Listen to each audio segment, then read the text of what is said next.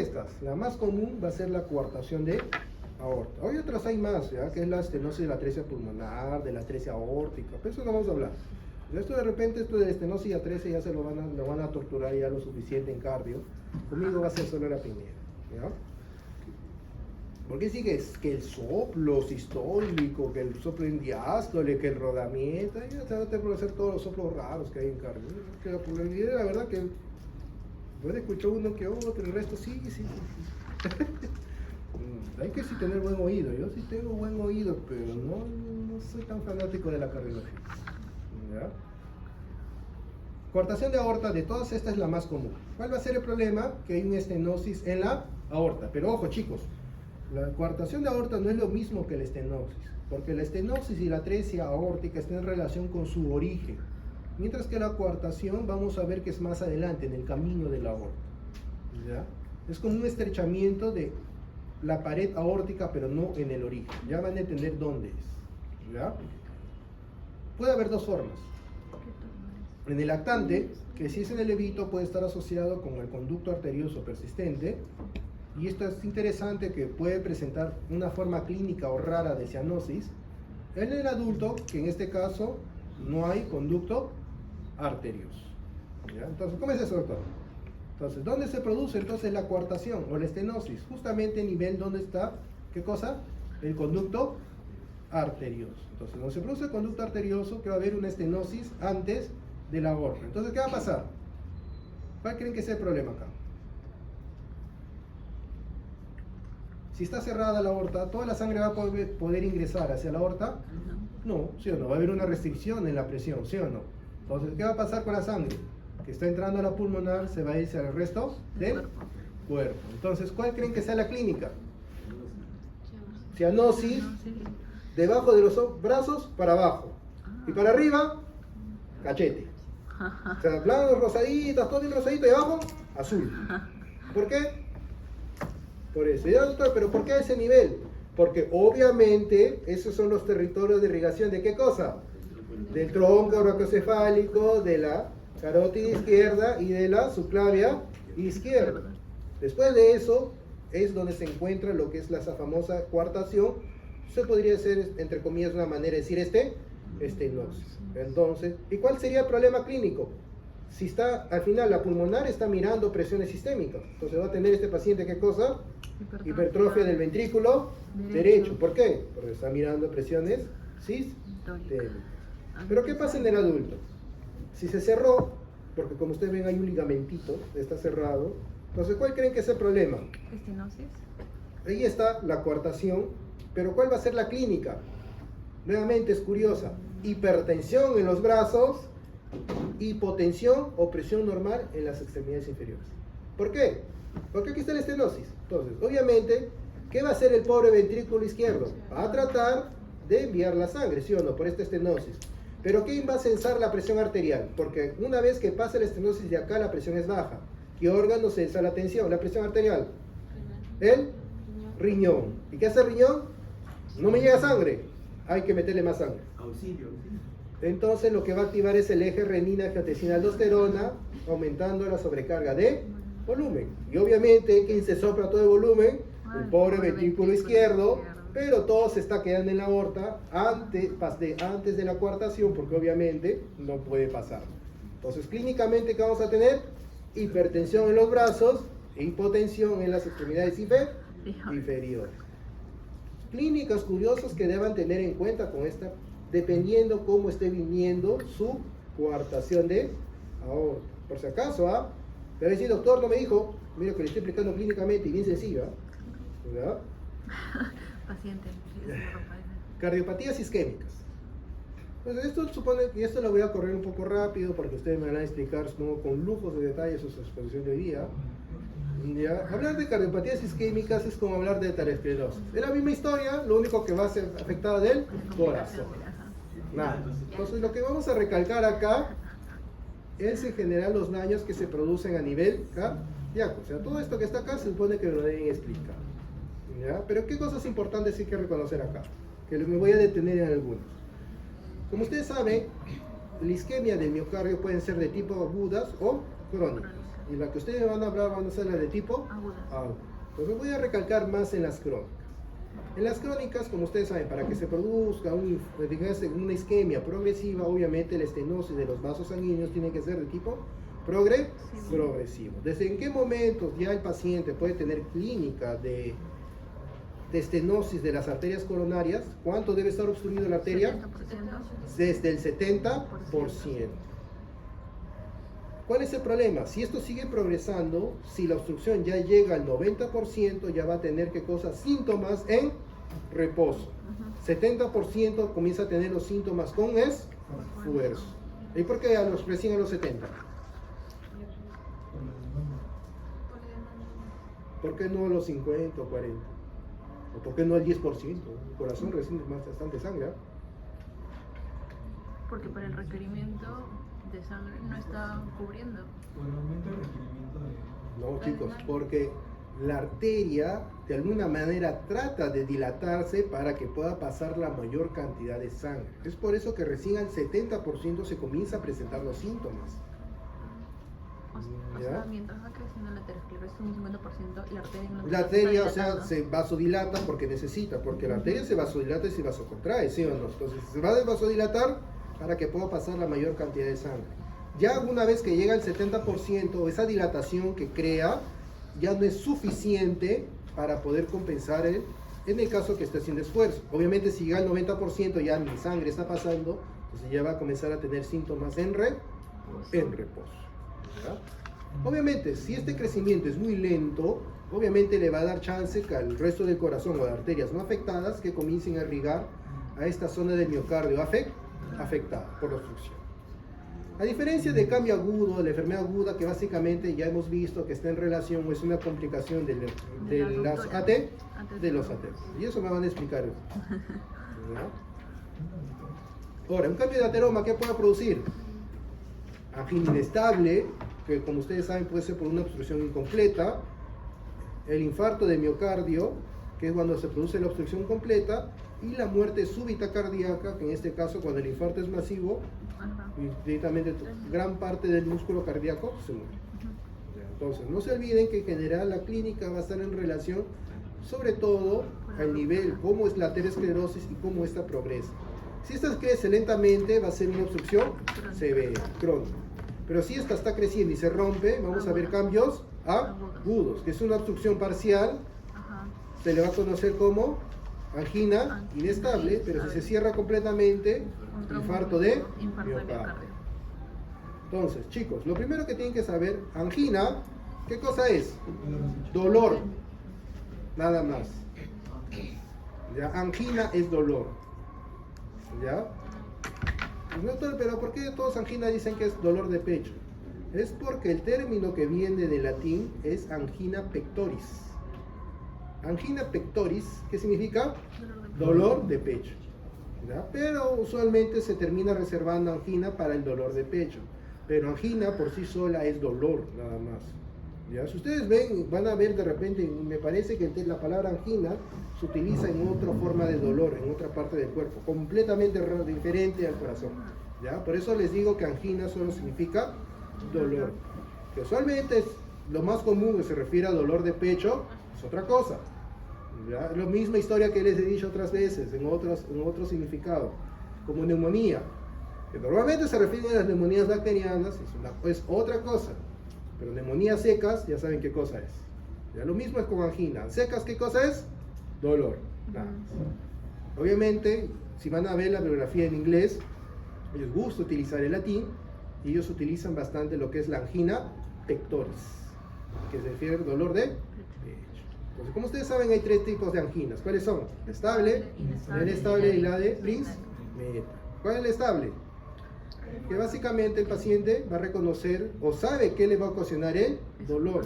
Y esta va a progresar obviamente, pero lentamente. No es que va a permanecer constante en el tiempo, porque obviamente está en relación con la obstrucción de la placa ateromatosa y esta puede crecer. Entonces el paciente sabe que si corre le va a doler el pecho. Y si corre, porque tuvo que perseguir al choro que le quedó, ¿qué va a pasar? Que se va a tener que detener y solito le va a pasar. Porque sabe que eso le va a calmar. Cede con el reposo. Cede con el reposo, justamente como mencionó su compañero. Pero ¿qué va a pasar con la inestable? De un momento a otro comienza a haber el dolor de pecho, no cesa y tiene que utilizar algún medicamento para favorecer que calme el dolor. Entonces sí se puede diferenciar entre el estable y la inestable. ¿Ya? También, como ustedes saben, a veces les gusta utilizar términos que esto es más italiano, que le llaman increscendo, ¿ya? Que básicamente, como usted va a ver, un cambio abrupto de la sintomatología del o de la paciente. ¿Ya?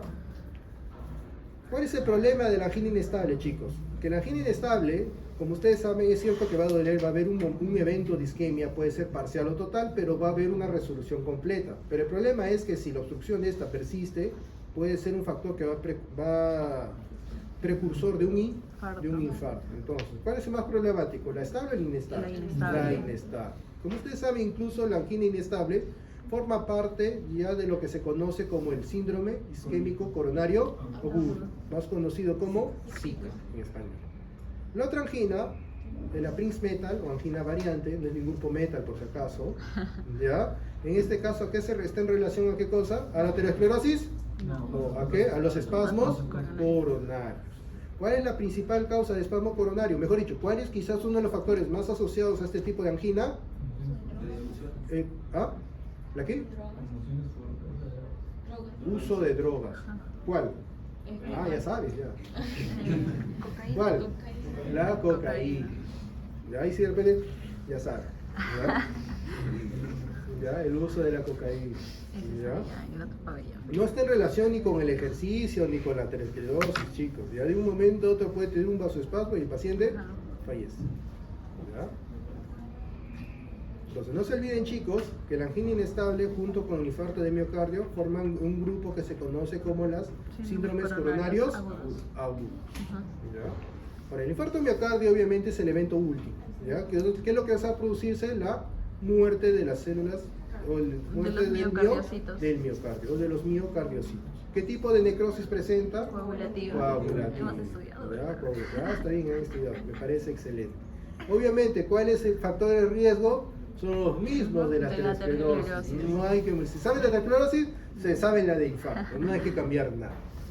¿Ya? Ahora, ¿de qué va a depender la clínica del infarto? Obviamente va a depender de dónde se produce la obstrucción, cuánto tiempo está obstruido, cuánto tiempo dura la obstrucción, en qué estaba haciendo la persona en ese momento, porque no es lo mismo una obstrucción de una persona que estaba corriendo que una persona que estaba sentada, por eso estaba tranquilo, en un momento se cerró, otra que estaba corriendo y ya el corazón ya está en un momento de alta demanda de oxígeno. Obviamente, en relación con si ha habido vascularización colateral, que en este caso si es que ha habido un crecimiento muy lento, por ejemplo del ateroma, si ha habido el vasoespasmo con otras causas, y obviamente esto tiene relación justamente con lo último que tiene que ver con en qué momento estaba haciendo la persona, porque también hay que ver la oxigenación, porque no es lo mismo un infarto de una persona que esté acá en Lima que uno que esté en altura, ya que en la altura por defecto ya hay menos tensión de oxígeno. ¿Ya? Ahora, todo esto es básicamente lo que vamos a ver. Básicamente todo esto se traduce, tiene un tiempo, una traducción histológica. La que se tiene que aprender, chicos, quizás antes de llegar a ese punto, son algunas cosas que deben recordar. Y eso es lo que les mencioné al inicio. ¿Dónde es el origen de la aorta? Es posterior a la pulmonar, ¿ve? Y al final se termina yendo hacia adelante, que otra vez se va hacia atrás. Ahora, pregunta por qué tiene esos recorridos raros. Todo eso tiene que ver con la embriología y con las ramas, cómo se termina cerrando y abriendo todas las arterias de cada arco faríngeo que da forma a la aorta, ¿verdad? Por si acaso. Entonces ahí si van a leer, cuando tengan tiempo leen, van a ver cómo se cierra, se abre cada vasito, y así se termina formando ese recorrido raro que tiene la aorta. ¿Ya? Ahora, ¿pero cuál es lo importante acá, en este esquema? Aparte de eso, ¿cuántas arterias coronarias hay? Dos. ¿Cuáles son? La derecha y la izquierda. ¿Y en qué momento se produce el llenado de las arterias coronarias? Es decir, ¿en qué momento se irriga el corazón? En la diástole. ¿Y por qué la diástole? ¿Por qué no en la sístole? Porque la sangre va a seguir. ¿Por qué? A ver. Por la ubicación anatómica. ¿Cómo es eso la ubicación anatómica? Como son próximas al En nadie se le está saliendo. Ya, ¿eso qué tiene que ver? Es que, no sé, entiendo que por presión la sangre no llega a confluir o irrigar a los otros vasos. Entonces, al momento de la diástole, justamente por la misma necesidad de la aorta, que se llega a llenar esos vasos.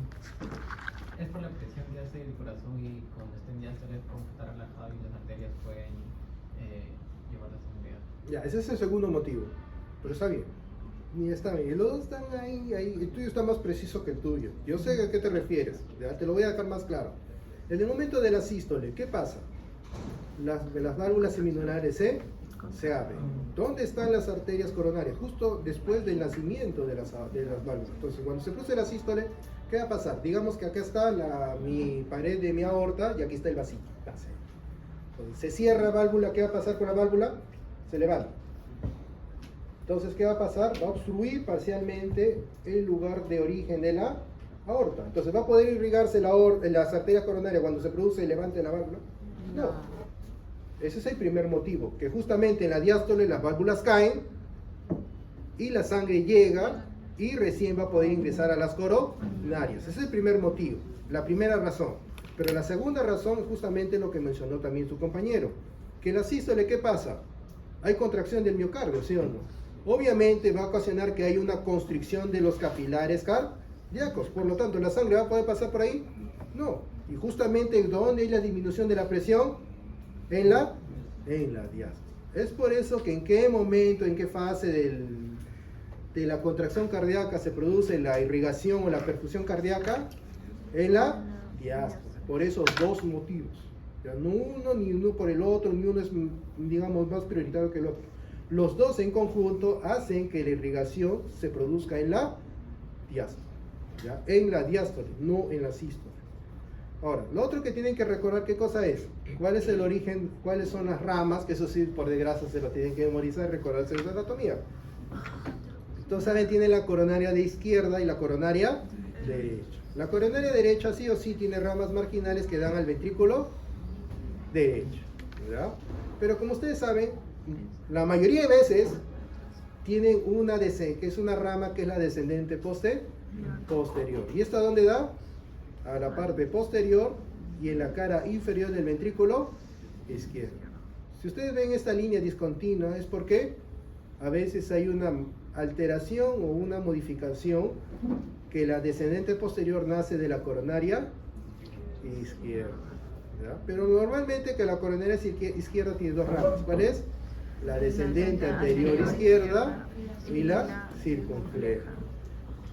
La circunfleja, ¿qué irriga?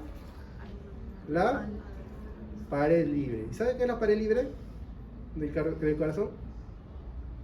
Nosotros se lo han aprendido y todavía dice free wall. O la pared lateral, pero en inglés y los cardiólogos les gusta utilizar el término pared libre. Tengan cuidado, ya, tengan cuidado. Ellos le llaman pared libre. Incluso en la bibliografía que ustedes van a revisar para sus láminas para mañana, todavía dice así, free wall, pared libre. ¿Verdad? Que les voy a explicar más bonito qué se refiere con pared libre, para que más o menos entiendan a qué le dan eso. ¿Ya? Mientras que la descendente anterior izquierda queda al septum y a la cara anterior. Ahora, acá les dejo el esquemita para que se acuerden, no les voy a mencionar dónde colocar cada chupón, porque son 12 electrodos que tienen que saberse de memoria y quizás 6 chupones que tengan que memorizar, porque los otros son relativamente sencillos. ¿Verdad? Los otros 3 son sencillos, bueno, son 4 que se colocan, ya saben que son ambos, cada en la muñeca y uno en cada tobillo, pero solo uno de ellos funciona como el electrodo porque el otro funciona de tierra. ¿Ya? Y el resto sí se tienen que memorizar del B1 al B6. Obviamente, doctor, pero acá me dicen hasta el B9. Bueno, ya, si le quieren colocar más chupones, y obviamente si el electrocardiógrafo acepta más, le pueden colocar los chupones que ustedes quieran. ¿Ya? Le pueden dar vueltas hacia el corazón. ¿Ya? Pero los rutinarios que se hagan 6. ¿Ya? Obviamente no les voy a preguntar esto porque eso ya los van a torturar en su curso de cardiología. ¿Ya? Ahora, y esto es lo que se refiere, chicos, a la pared libre. ¿Ya? La pared libre es esta zona, Lo que ustedes mencionaron justamente la cara lateral del ventrículo izquierdo. Nuevamente, para los cardiólogos y en inglés, esta zona se conoce como pared libre. Tengan cuidado, porque de repente cuando comienzan a leer inglés dicen, pared libre, ¿qué es eso de la pared libre? ¿Qué? ¿El corazón tiene una pared libre? Están así mirando. Y no, es esta zonita, ¿ya? Que es la cara lateral del ventrículo izquierdo. Mejor dicho, el opuesto hacia el septum interventricular, ¿ya? Les digo porque nuevamente, insisto, ¿ya? Lean, tengan cuidado con la biografía, ¿ya? Entonces, ¿cuál de todas las arterias es la más afectada? La descendente anterior izquierda. La descendente anterior izquierda. Es la arteria coronaria más afectada. La segunda frecuencia, la coronaria derecha. La tercera frecuencia, la circunfleja. Entonces, la descendente anterior izquierda, ¿dónde irriga? Septum anterior y cara anterior del ventrículo izquierdo. La segunda, la coronaria derecha, ¿qué irriga? Cara posterior. Y la circunfleja, la famosa pared libre. O pared lateral o pared libre. ¿Ya? La pared libre. ¿Ya? Ahora, ¿qué es lo importante recordar de este esquema? Que es un esquema bien bonito de Robbins.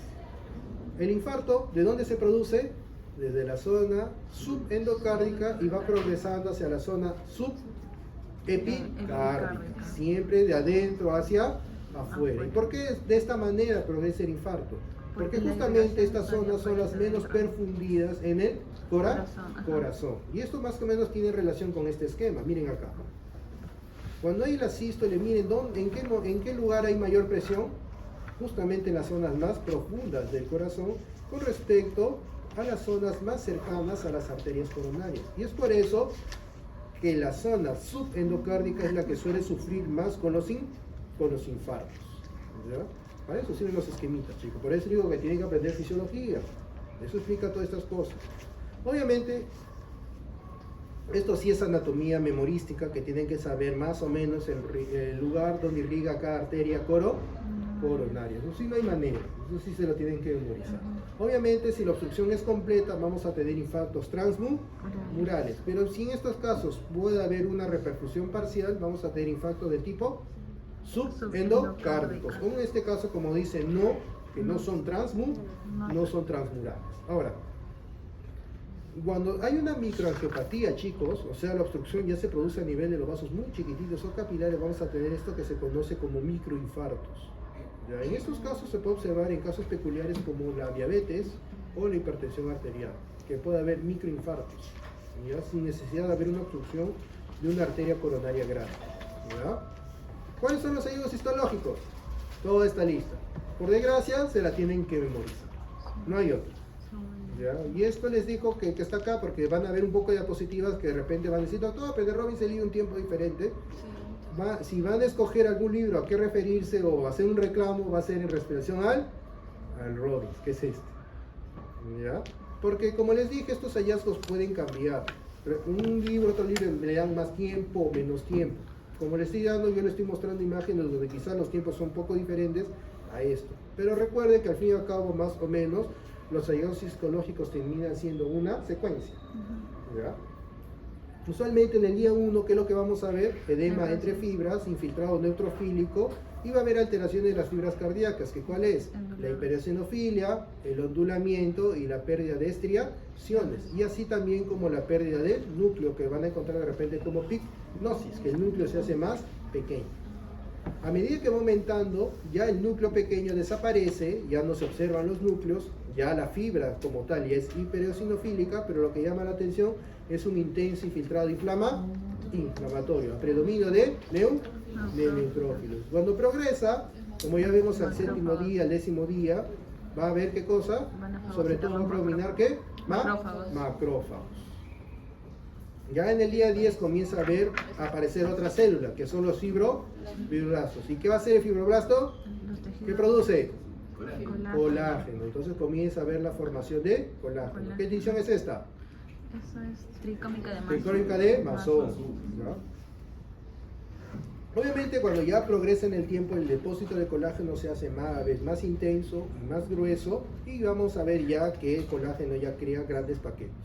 Pero ¿cuál es lo interesante acá?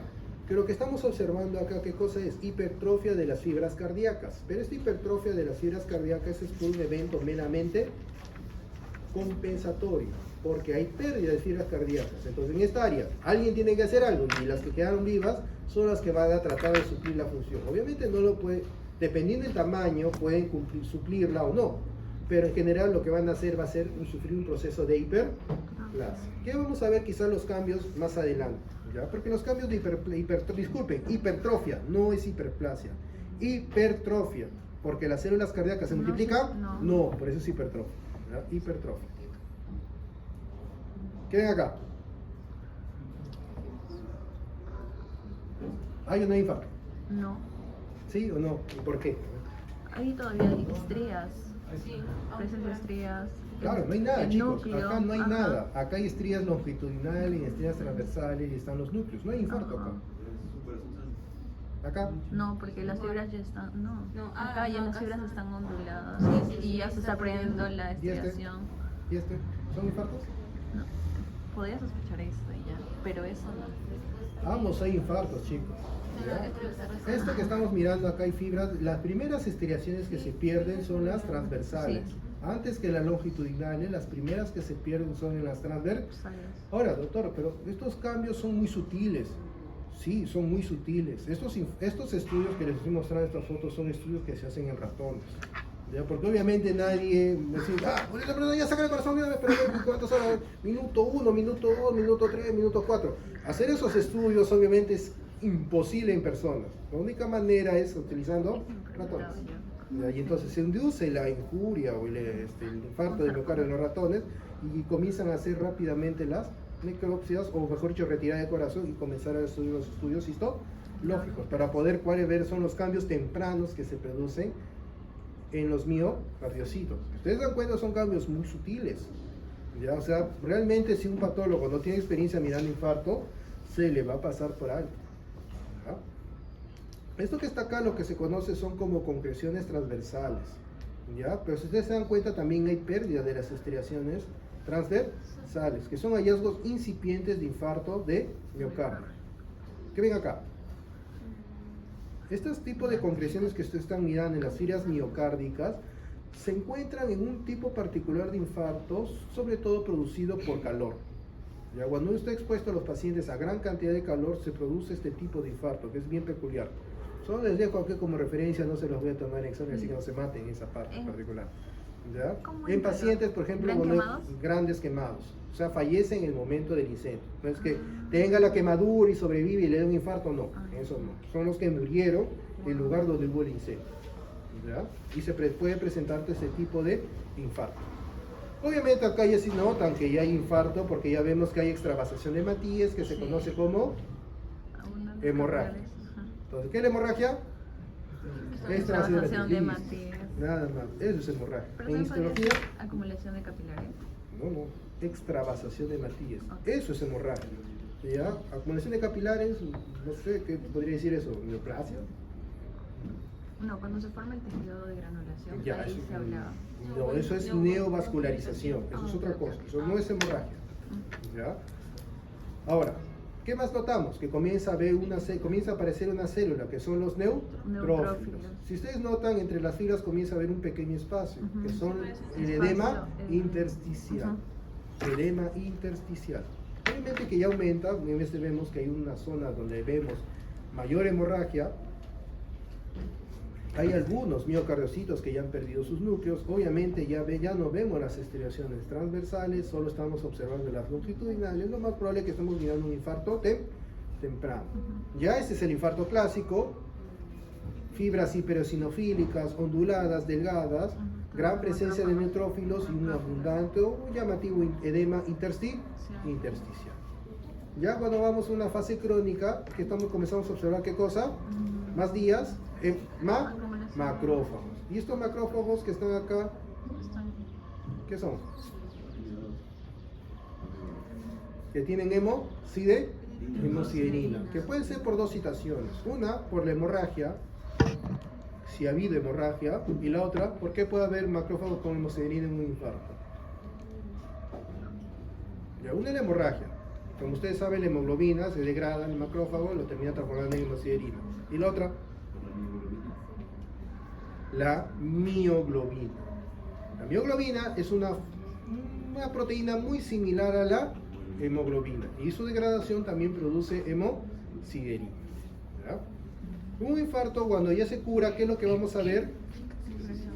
La cicatrización. En este caso comenzamos a ver otra célula que es el fibroblasto, que se va a encargar de producir ¿qué? El colágeno. Y este colágeno, como ustedes ven, se comienza a depositar sobre el corazón y poco a poco comienza a enrollar a las fibras miocárdicas.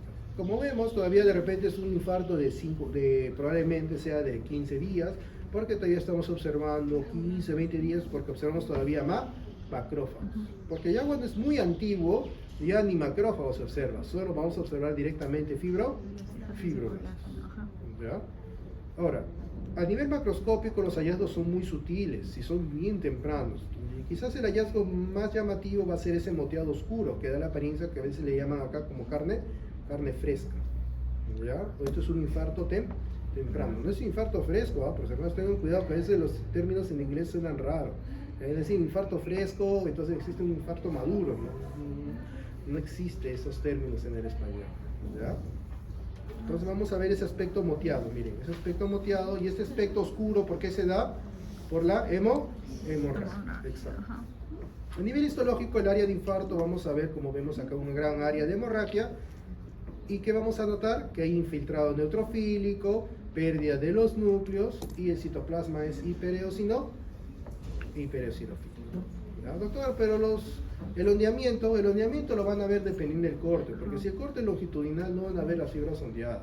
Tiene que ser un corte transversal, como en este caso, ¿eh? Acá sí se observa ese ondeamiento. ¿Ya? Obviamente, si es un infarto, como ven acá, miren, está asociada, por ejemplo, acá su trombito. ¿Ven? Acá está su trombito de la arteria. Y vemos acá que hay una área de infarto. Ahora, ¿qué es lo que ven acá raro? ¿Nada? La coloración blanco blanquecina. Acá hay una coloración blanquecina y adelgazamiento del miocardio. Y ese es el problema de infartos. Los infartos antiguos, que usted dirá, doctor, pero es colágeno, el colágeno es duro. Sí, el colágeno es duro. Pero digamos que el colágeno es duro, pero a la vez no es flexible. Y entonces, ¿qué es lo que ocasiona? Que se termina adelgazando. Es como digamos que al final es como un elástico, que al final termina dándole, se termina rompiendo, ¿sí o no? Eso va a pasar con el colágeno. Se adelgaza. Y entonces, esta zona adelgazada es propensa, obviamente, a romperse. Puede romperse, puede producirse un aneurisma, y ese es el problema de los infartos de miocardio. Obviamente, cuando se curan y son de poca extensión. Entonces, nuevamente, es el área curada, por eso le llaman infarto curado. Para nosotros, en español, es el infarto tardío. ¿Ya? No, en español existe el infarto curado, ¿ya? Por si acaso, tengan cuidado. ¿Ya? Entonces, ¿qué es lo que vamos a ver a nivel histológico? La presencia de la fibrosis. ¿Ya? Y entonces, ¿qué lo vamos a observar? Estas fibras de colágeno que terminan ondulando. Pero chicos, ¿ven estos núcleos alargados que son? Fibroblastos. Tienen que recordar, chicos, que el colágeno ondula, los núcleos de los fibroblastos no. Si ustedes ven un núcleo ondulando al costado de las fibras de fibroblasto, lo que estén mirando probablemente sea un nervio, no un fibroblasto. Les digo así como ejemplo. Si ustedes ven un núcleo ondulando en un corte y el colágeno está ahí alrededor también haciendo esas onditas, eso es un nervio. Y esas pistas, bueno, ya son pistas pues, de 8.000 muestras que miro todos los días, ya me conozco, como este es un nervio, o al menos una célula nerviosa, porque en general esos hallazgos pues, están más en relación con los neurofibromas, ¿ya? Pero eso es otra cosa. ¿Ya? Entonces, para su dibujito, para su dibujito para mañana, ¿ya? Entonces en los infartos, para que saquen 4, más no les pueden poner, ¿qué es lo que vamos a ver? Que hay citoplasma eosinófilo, va a haber presencia de intensa de neutrófilos, ¿sí o no? A medida que va avanzando, ¿qué vamos a observar? Que aumenta el infiltrado neutrofílico y obviamente va a haber más edema intersticial. En el curadito o en el infarto antiguo, ¿qué vamos a observar? Fibrosis, colágeno, que estas fibras que están delegadas son los colágenos, los fibroblastos, que son células alargadas, y estas células que son los macrófagos con hemosiderina. hemosiderina. Ahí para que pongan su 4. ¿Ya? Para que apruebe el doctor, para que el doctor nos ayude. ¿Ya? A ver, muchachos, más ayuda que les puedo dar. Después me dicen que no sé dibujar. pero- Después dicen que no sé dibujar. Sí, así me han dicho. ¿Cuáles son las complicaciones? La arritmia. ¿Por qué podría producir arritmia cardíaca? Porque ¿Por qué? estas zonas de miocardio aisladas pueden suplir o tener su propio ritmo cardíaco. Y obviamente esto cada uno va a disparar y el corazón va a tener un ritmo irregular. No se contrae adecuadamente. Exactamente. Ahora, la disfunción contráctil total es cuando el shock cardiogénico. Esto es cuando son infartos Ya grandes. masivos, ajá. El tromboembolismo, ¿por qué? Porque como hay una zona del miocardio que no se contrae, obviamente esto va a favorecer que se produzca trombos a ese Sí. nivel. Y Y estos ya. se desprenden Ajá. y ahí tienen el famoso Tromboembolismo. tromboembolismo. Expansión y extensión del infarto, que puede haber un reinfarto en la misma zona. Rotura del miocardio, ya les he dicho por qué. Porque si es un infarto agudo masivo, directamente debilita toda la fibra miocárdica y el corazón estalla, o en su defecto, Un aneurisma. ese adelgazamiento se rompe. Falla ventricular izquierda, eso está en relación similar a los anteriores. La pericarditis, ¿por qué? Es que el infarto del miocardio induce o estimula la formación del líquido fibrinoso en el nivel del pericardio. Y es por eso que vamos a encontrar pericarditis. El aneurisma ventricular está en relación con el adelgazamiento. ¿Ya? Con el adelgazamiento del ventrículo y se dilata, así como un quiste a nivel cardíaco. Y la insuficiencia cardíaca progresiva, que al fin y al cabo es una forma que como el corazón no puede suplir, poco a poco va creciendo y va a ser insuficiente para la perfusión que está requiriendo el cuerpo. Por todo eso está explicado. Insuficiencia cardíaca. ¿Qué es la insuficiencia cardíaca? Básicamente tienen que tener en cuenta que la insuficiencia cardíaca es cuando el corazón no puede dar. No puede bombear adecuadamente la sangre. Exactamente. No puede bombear la sangre hacia el requerimiento que necesita el cuerpo. ¿Ya?